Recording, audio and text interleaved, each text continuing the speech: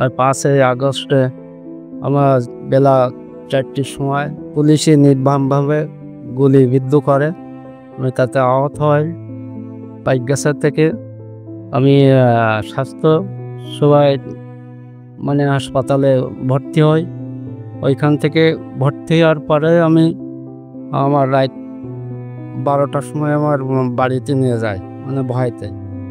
তারপর আমি বিভিন্ন জায়গায় খুলনা থেকে যেখানে সেখানে 20-22 দিন আমি ওদিকে নিজের টাকায় চিকিৎসা হয়েছি।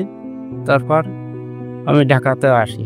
আমার তো দুইবার চোখ অপারেশন করেছে, গুলি বাড়েনি। এক চোখ তো বাম চোখ আমার নষ্টর পথে, ডান চোখের ভিতরে 4টে গুলি আছে, তাও অপারেশন করিনি। এখন কয়েক হাজার গুলি এখনো আমার কাছে আছে, যা বাইর করেছি কিছু এখনো আমার গা সেলাই আছে। গুলি বাইর করেছি, গার চতুর্বারটা সেলাই আছে। আমার পরিবারের 8 জন সংসারের লোক।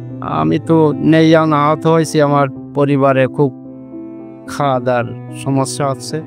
সরকার দেশে জুলাই ফাইন্যান্সিয়ালতে 1 লক্ষ টাকা দিয়েছে। তো অন্ধ যারা হয়েছে, আহত হয়েছে, আমাদের কোনো সেদির খেয়াল নাই, খালি ওই চেয়ার নিয়ে টানাটানি করতেছে সরকার। আমরা এই চিকিৎসায় তো আমরা সন্তুষ্ট না। তো চিকিৎসা হচ্ছে কবে?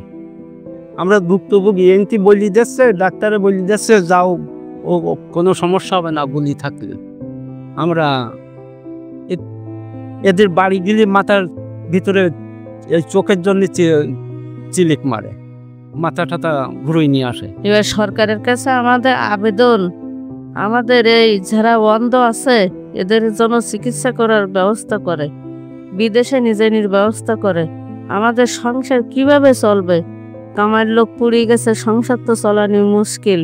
সরকার তাই শান্তি আনিয়ে দিলাম, তাই যদি শান্তি আনিয়ে দিয়ে যদি তাদের যদি সেই সুবিধা যদি না হয়, তা আমরা কোন তালে? আমরা তো ফ্যাসিস্ট সরকার, একটা কথা স্বাধীনভাবে কথা বলতে পারতো না কেউ।